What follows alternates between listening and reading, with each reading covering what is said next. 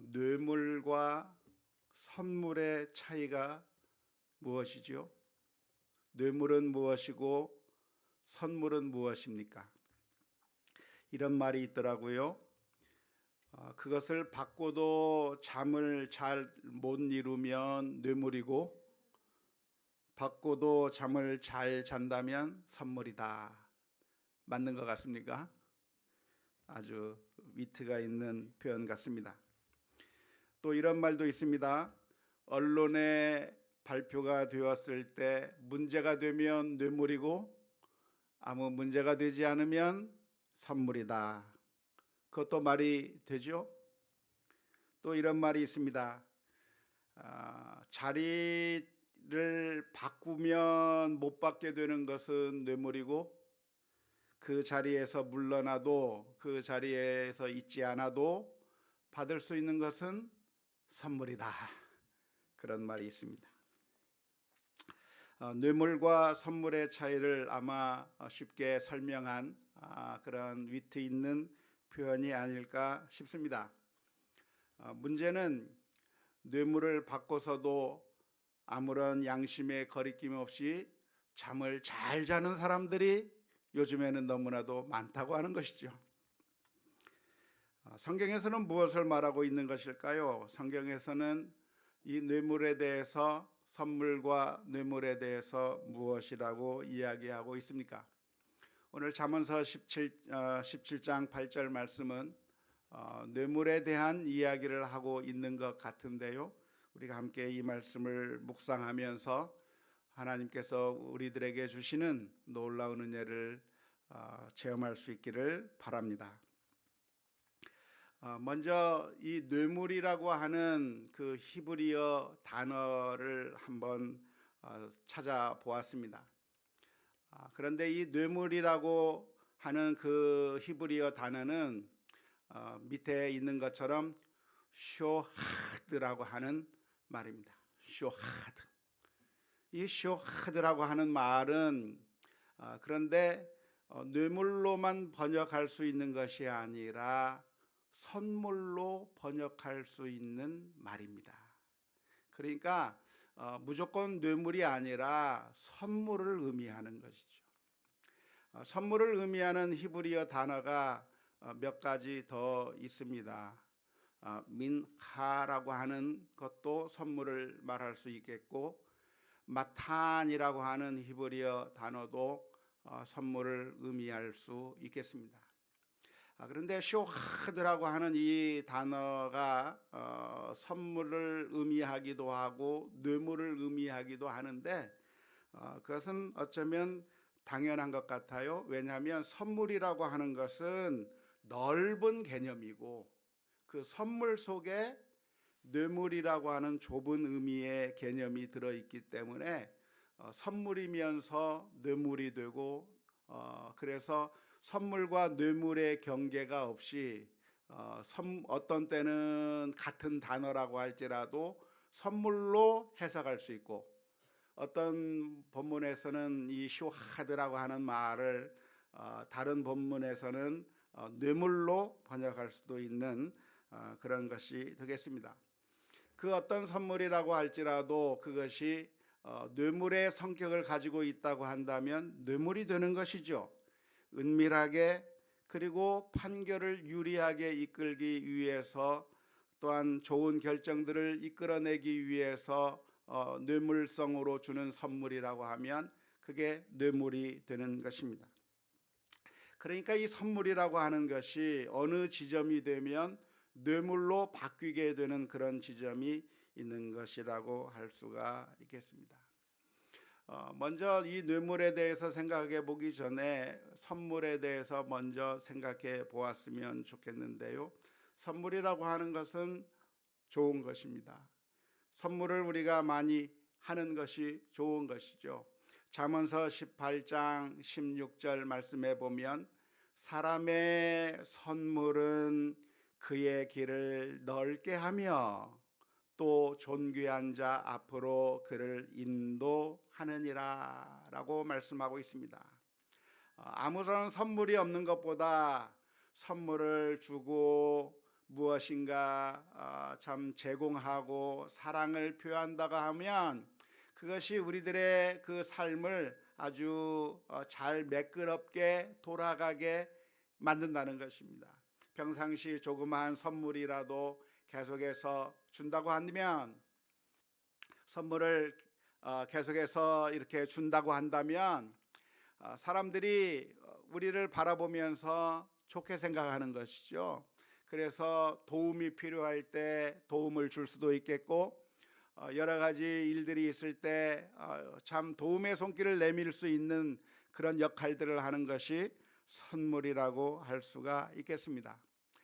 그래서 창세기에 보면 야곱이 오랫동안 타지 생활을 하다가 고향으로 돌아가게 될 때 자기 형 에서를 만나게 되는 그 순간에 과연 그 옛날 정말 악한 감정 가운데 헤어졌던 자신의 형과 다시 만나는 것이 두려운 나머지 이 야곱이 생각해낸 것이 무엇이냐면 어마어마한 선물이었습니다. 먼저 에서를 바로 만나기보다는 선물을 먼저 보내는 것이죠. 선물을 보내서 이 에서의 마음을 녹이고, 그래서 그 에서를 나중에 만나겠다 생각해서 결국 먼저 그 자신들의 그 일행을 몇 개로 나누어서 먼저 선물들을 계속해서 보내고, 야곱이 맨 마지막에 그 에서를 만나게 될 때 결국 이 에서와 야곱의 만남이 아주 참 극적인 상봉, 눈물이 있는 그런 상봉이 되었다고 하는 것이 창세기의 말씀 가운데 기록되어 있습니다. 선물이 에서의 마음을 녹인 걸까요? 아니면 하나님께서 야곱을 보호해 주신 것일까요? 아무튼 극적인 화해가 이루어진 것을 우리는 창세기의 말씀 가운데서 알 수 있는데요. 선물이 이런 윤활유와 같은 역할을 해주며 사람들의 마음을 여는 아주 따뜻하게 해주는 기능을 한다고 하는 것, 그래서 선물이 아주 우리가 늘 해야 할 아주 중요한 것이라고 하는 것을 알 수가 있겠습니다. 하지만 이 세상의 모든 좋은 것이 언제나 그렇듯이 아무리 좋은 것도 어느 지점이 되면 나쁜 것으로 변해버릴 수가 있는 것이죠. 모든 좋은 것들이 어떤 지점이 되면 나쁘게 될 수 있는 가능성들이 항상 있는 것인데요. 선물도 마찬가지입니다. 선물도 좋은 뜻에서 할 수 있는 선물인데 그 선물이 어느 순간에는 뇌물로 바뀌게 되는 지점이 있습니다. 도대체 그 선물과 뇌물의 경계가 무엇일까요? 어느 지점이 이것은 선물이고 이것은 뇌물이 되는 그런 경계가 어떤 것일까요? 그것을 가르는 것이 무엇이겠습니까? 액수가 많으면 뇌물이고 액수가 적으면 선물인가요? 그렇게 생각하실 수도 있겠지만 사실은 그렇지 않습니다. 선물도 아무런 사심이 없는 선물도 엄청난 액수의 선물을 할 수가 있기 때문에 그런 것이죠. 미국에서는 종종 미국에서는 항상 음식점에 가면 음식값만 내는 것이 아니라 음식값에 더해서 팁을 주게 되어 있습니다. 그 팁이 어느 정도를 줘야 되냐면 적게는 15%에서 혹은 20%, 많으면 25%, 음식값의 몇 퍼센트를 팁으로 주는 문화가 정착되어 있습니다. 그래서 항상 음식을 먹으면서 음식을 잘 먹고 음식을 먹는 것을 위해서 웨이터가 와서 접대해주고 음식을 가져다주고 물도 떠다주고 하는 그런 서비스를 받았다고 하는 것에 대한 감사의 표시로 팁을 얼마씩 챙겨서 주는 경우가 있는데요. 대략적으로 15%에서 25% 정도의 팁을 주고 있고 오늘날에는 더 많이 주는 경향들이 있다고들 하는데요. 그래도 뉴스에 들어보면 종종 이런 뉴스가 나옵니다. 어떤 웨이터가 어떤 사람에게 음식을 잘 제공해주고 서비스를 해주었더니 그 손님이 그 웨이터에게 팁을 얼마를 줬는가? 10,000불을 줬다. 10,000불이면 얼마예요? 약 1,200만 원. 50,000불을 줬다. 얼마? 약 한 6천만 원. 또 어떤 사람은 10만 불을 줬다. 얼마 정도? 1억 2천만 원 정도의 팁을 주어서 그것이 신문 기사에 종종 나곤 합니다. 음식을 미국 사람들은 거의 밖에서 사 먹으니까요.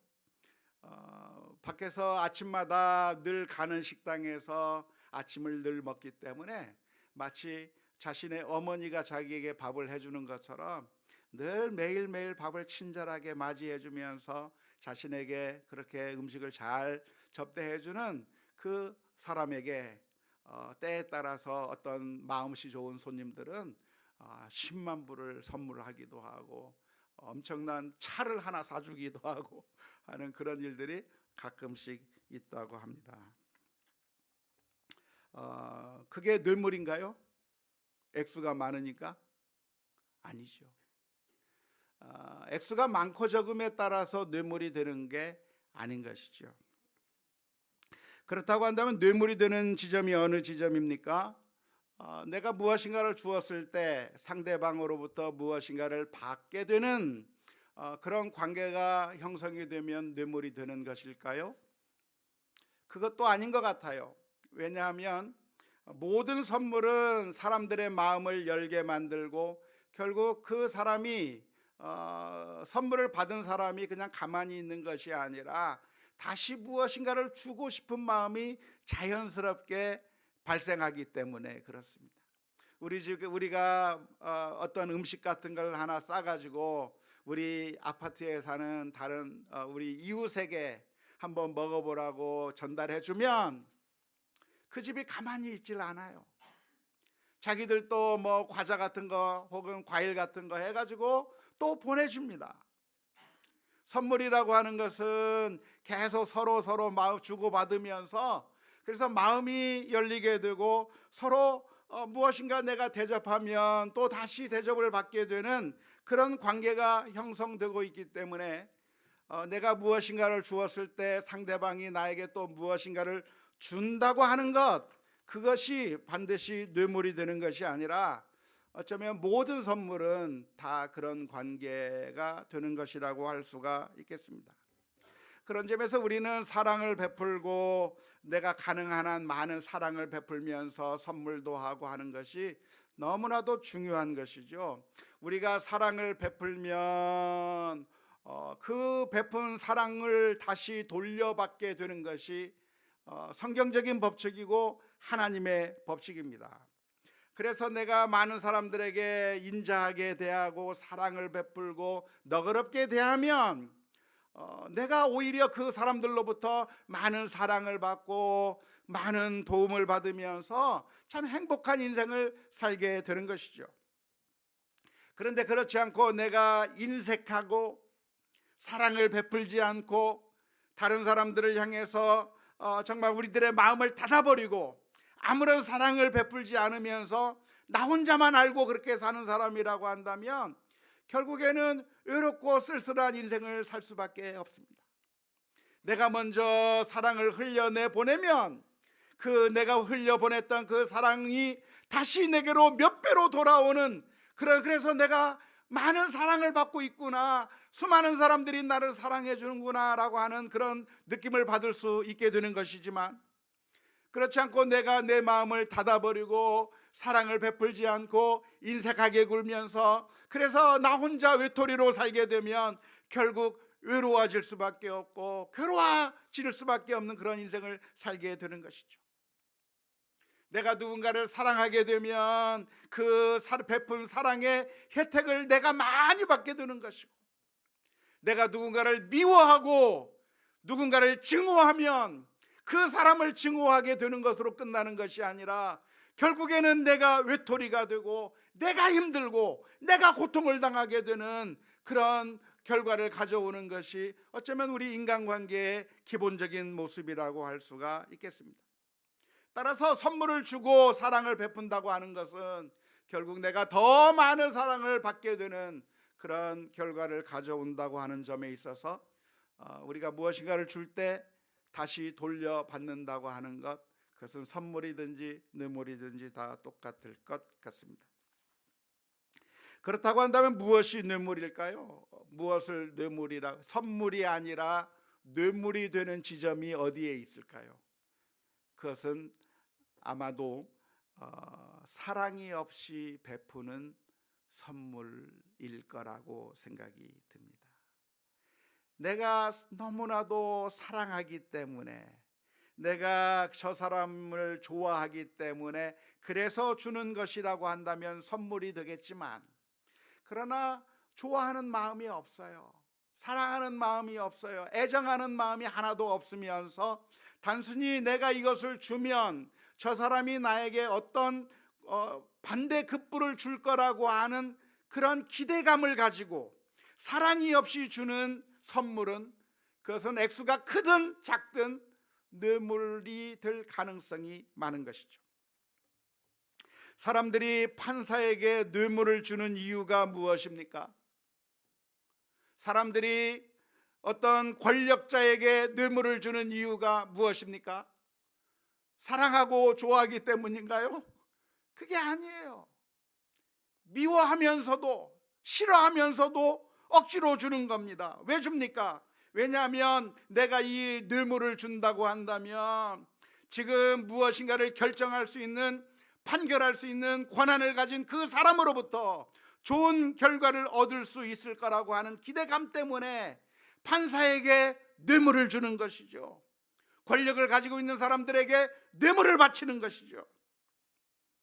안타깝게도 이러한 일들이 우리 사회에서 얼마나 자주 흔하게 일어나는지 모릅니다. 종종 깜짝깜짝 놀라는 것은 판사 출신의 어떤 사람들의 자산이 수십억, 수백억이라고 하는 뉴스를 들을 때마다 도무지 이해가 안 돼요. 판사나 이런 사람들도 다 공무원과 같이 월급을 받는 사람들일 텐데 어떻게 저렇게 많은 재산을 모았을까? 도대체 그 재산이 어디서부터 형성될 것인가, 된 것인가? 아무리 생각해도 이해가 되지 않는 경우가 너무나도 많은 것이죠. 무엇이 뇌물인가? 사랑하는 마음이 없이, 좋아하는 마음이 없이 무엇인가를 얻기 위한 그 일종의 수단으로 주는 것이 뇌물이라고 할 수가 있겠습니다.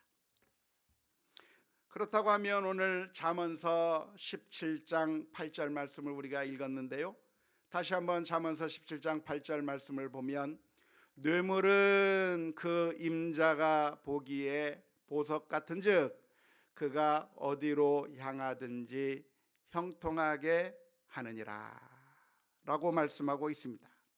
그러니까 뇌물을 주면 결국에는 형통하게 되니까, 형통하기를 원한다고 하면 뇌물을 주란 얘기인가요? 주지 말라고 하는 얘기인가요? 잠언서 17장 8절의 말씀이 어떤 의미인가요? 오늘 17장 8절의 말씀은 이 뇌물이 그것이 움직일 때마다 우리를 형통하게 만든다라고 표현하고 있으니까, 그러니까 뇌물이 형통하게 만드는 것이니까 우리가 형통함을 원한다고 하면 뇌물이라도 써야 한다고 하는 그런 의미의 말씀일까요? 먼저 이 말씀을 두 가지로 생각해 볼 수가 있겠습니다. 첫 번째는 이 뇌물이라고 번역한 이 단어가 사실은 뇌물로 번역하지 않고 선물로 번역할 수 있다고 하는 점을 생각하셔야 됩니다. 제가 맨 처음에 히브리어 이 단어가 선물로 번역할 수도 있고 뇌물로 번역할 수도 있다고 말씀을 드렸습니다. 그러니까 이 잠언서 17장 8절의 말씀은 뇌물에 대한 이야기가 아니라 선물에 대한 이야기로 이해하셔도 좋을 것 같습니다. 선물은 그 임자가 보기에 보석 같은즉 그가 어디로 향하든지 형통하게 하느니라. 어떤 사람 보니까요, 참 모든 것들이 술술 잘 풀려요. 인간관계가 잘 돼요. 그래서 도대체 어떻게 이렇게 모든 것을 잘 해나가십니까? 그랬더니 평상시에 많이 선물을 했대요. 그냥 뭐 껌 하나 있으면 나눠 먹고, 뭐 자기가 가지고 있는 거 있으면 또 주고, 늘 이런 아파트에서 관리하시는 분이든지 아니면 주차장에서 주차 관리하시는 분이든지 자기가 회사에 나가면서 회사에서 일하는 그 청소부든지 누구든지 만나는 사람들마다 늘 뭐 가진 거 있으면 나눠주고 안녕하세요 수고하십니다 하면서 또 나눠주고 또 나눠주고, 자꾸 커피 한 잔도 쏘고, 우리 교회에도 그런 사람이 있죠. 자꾸 뭐 사기도 하고 막 선물도 주고 하는 사람들 많습니다. 그런데 그 사람들 보니까 어떤가, 누군가 그 사람이 어떤 필요할 때 있어서 이야기를 하면 다 도와주려고 하고 다 협력해 주려고 하고 일이 술술술술 잘 풀리고 있는 그런 모습을 볼 텐데, 만일 이 잠언서 17장 8절의 말씀이 뇌물에 대한 이야기가 아니라 선물에 대한 이야기라고 한다면, 그러니까 우리가 정말 그러한 것은 본받아야 될까요? 본받지 말아야 될까요? 본받아야 되는 것이죠. 커피도 사고 또 뭐 과자라도 하나씩 주고 꽃이라도 하나씩 주고, 그러면서 평상시에 많은 사람들에게 사랑을 흘려보내며 사는 삶, 사람들에게 선물을 주며 사는 삶, 사람들에게 많은 사랑을 베풀면서 사는 그런 삶을 사는 것이 결국 형통의 길이라고 하는 사실을 우리가 기억해야 할 것입니다. 그런데 오늘 본문의 말씀은 대부분 뇌물로 번역하는 성경이 많습니다. 뇌물로 번역했다고 한다면, 뇌물도 어차피 그러니까 형통하게 만든다고 하니까 뇌물도 줘도 된다는 말인가요? 주지 말아야 된다는 얘기인가요?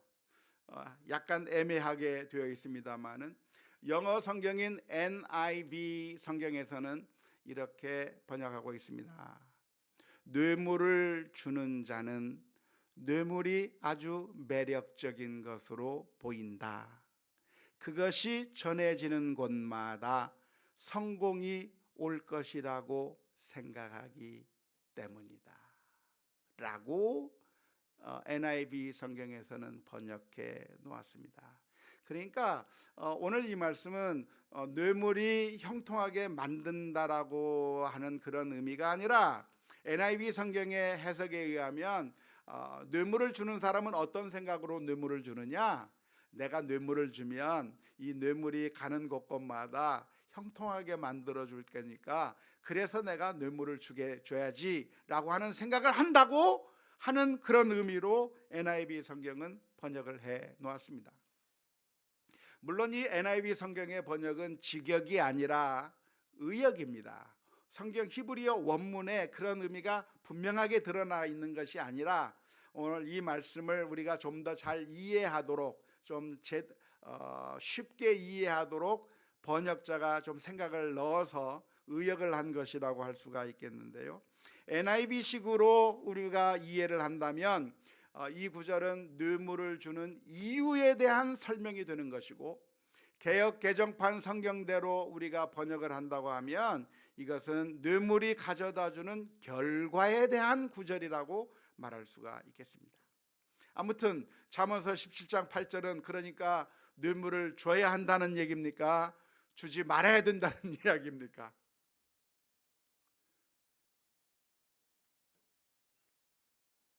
아무 얘기가 없어요.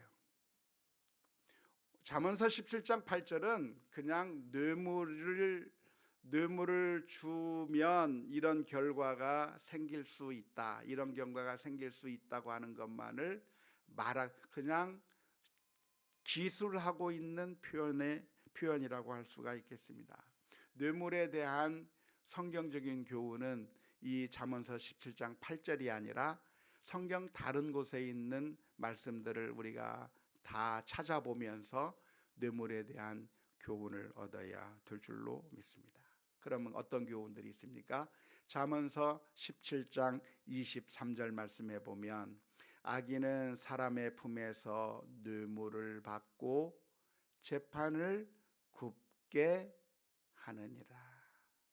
그러니까 뇌물을 받는 사람이 의인이라는 얘기입니까? 악인이라는 얘기입니까? 악인이란 얘기예요. 그러니까 뇌물 받으란 얘기예요? 받지 말라는 얘기예요? 받지 말라는 얘기. 받지 말라는 얘기는 주지도 말라는 얘기. 출애굽기 23장 8절 말씀에서는 너는 뇌물을 받지 말라.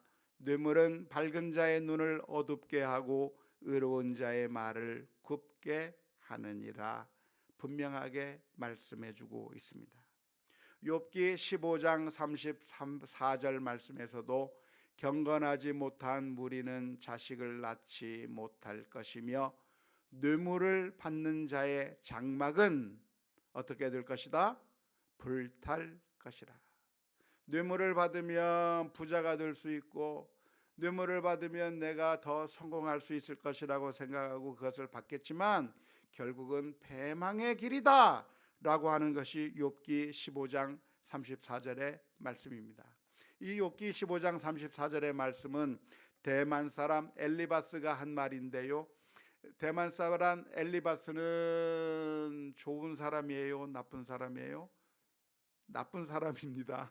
욥기서 내에서 욥을 힘들게 하고 정말 그 욥에게 상처를 주었던 그 사람이지만, 그러나 그가 했던 모든 말들이 다 나쁜 말이 아니라 그 말 속에는 진리가 많이 포함되어 있는 것이죠. 그래서 욥기 15장 34절의 말씀도 우리가 뇌물에 대한 교훈으로 잘 받아야 할 것입니다. 그러니까 뇌물을 주는 것도 나쁜 것이고 뇌물을 받는 것도 나쁜 것이라고 하는 사실을 기억하면서 뇌물이 우리의 문제를 해결하고 형통하게 할 수 있기 때문에 우리가 유혹을 받기 쉽지만 그렇게 뇌물을 주면서 살 것이 아니라 경건하게 의롭게 진실하게 살아가는 게 우리 성도들이 가져야 될 바른 자세라고 하는 사실을 기억할 수 있기를 주님의 이름으로 축원합니다.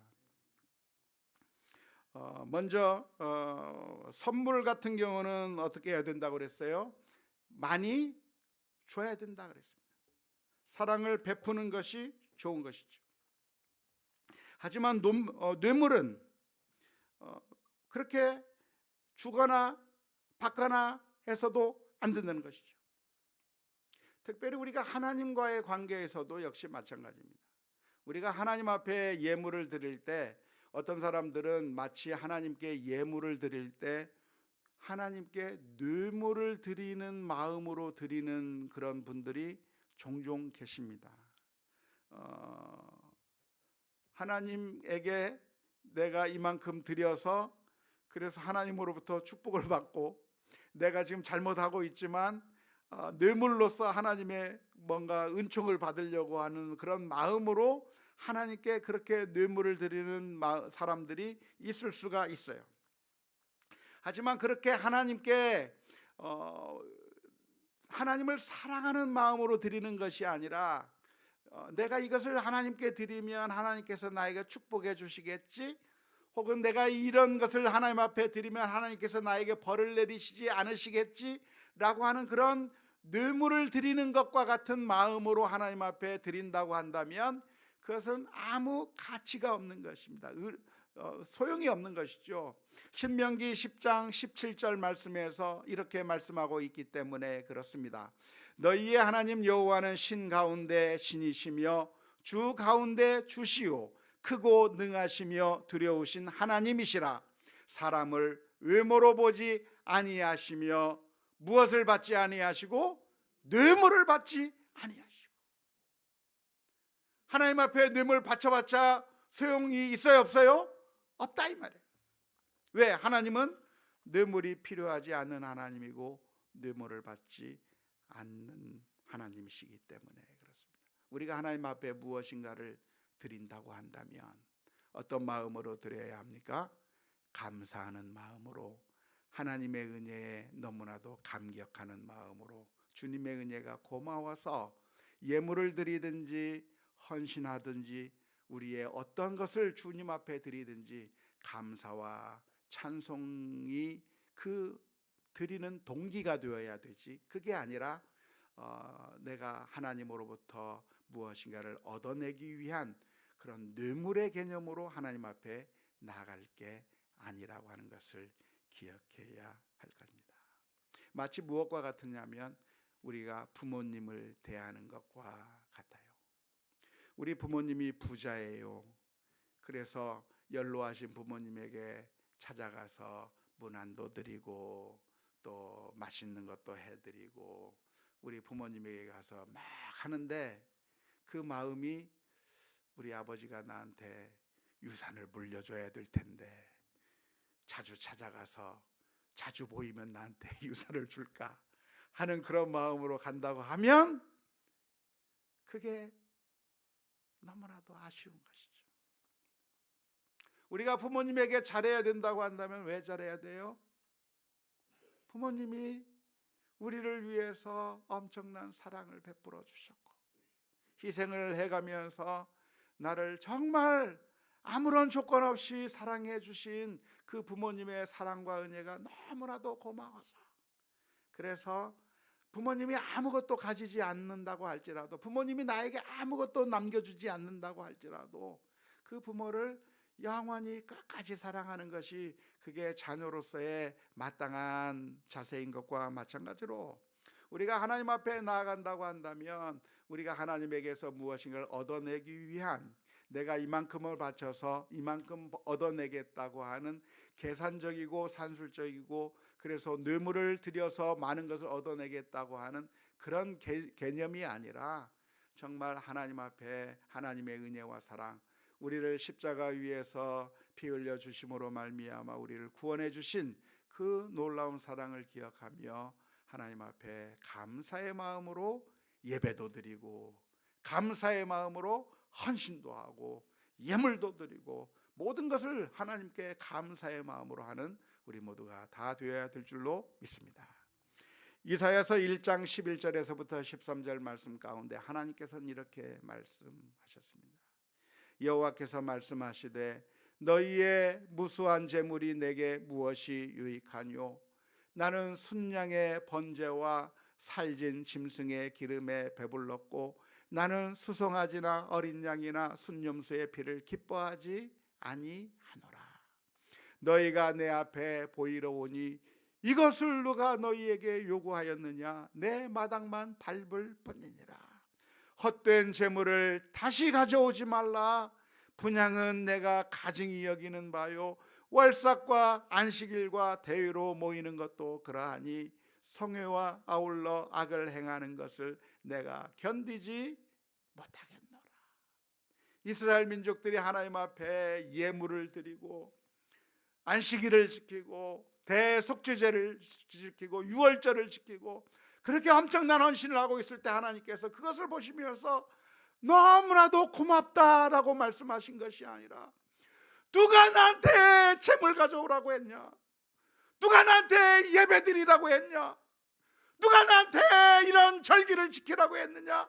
아무것도 하지 말라고 주님께서 거절하시는 말씀이 이 이사야서의 말씀 가운데 있는 것인데요, 오늘 우리가 주님 앞에 나아간다고 한다면 우리가 진정으로 하나님이 나를 사랑하신 하나님이시구나, 나를 구원해 주신 그 놀라운 은혜의 하나님이라고 하는 사실을 기억하며 감사함으로 나아가는 우리 모두가 되어야 될 줄로 믿습니다. 하나님께서 원하시는 것은 무엇입니까? 상한 심령이고 회개하며 돌아가는 것이기 때문에 그렇습니다. 사람들에게 뇌물을 주는 것은 사실 그 사람을 모독하는 행위일 겁니다. 왜냐하면 내가 어떤 뇌물을 준다고 하는 것은 그 사람이 인격적인 존재로 내가 대하는 것이 아니라 하나의 수단으로 폄훼하는 일이기 때문에 그래요. 그 사람을 내가 인격체로 사랑의 대상으로 바라보는 것이 아니라 내 목적을 이루기 위한 수단으로 낮추어 버리는 것이기 때문에 우리가 뇌물을 준다고 하는 것은 그 사람을 모독하는 것이 되는 것이고, 또한 내가 뇌물을 받는다고 한다면 내가 인격적으로 그 사람과 관계하는 것이 아니라 그 사람의 수단이 되어버리는 자리로 내려가는 것이고 내가 돈의 노예가 된다고 하는 것을 의미하기 때문에 사실 내게 정말 수치스러운 일이 될 수가 있는 것이죠. 따라서 오늘 우리들의 삶 가운데서 뇌물로 우리의 어떤 목적을 이루고 부를 얻고 형통하기를 원하는 그런 마음이 아니라 우리는 진실하게 하나님의 뜻에 따라 살아가는 우리 모두가 다 되어야 될 줄로 믿습니다. 뇌물이 아니라 선물은 어떻게 해야 된다고요? 많이 주고 베풀고 사랑을 베풀면서 하나님의 그 사랑을 베푸는 가운데 많은 주님께서 주시는 놀라운 기쁨이 넘칠 수 있기를 주님의 이름으로 축원합니다. 우리 함께 같이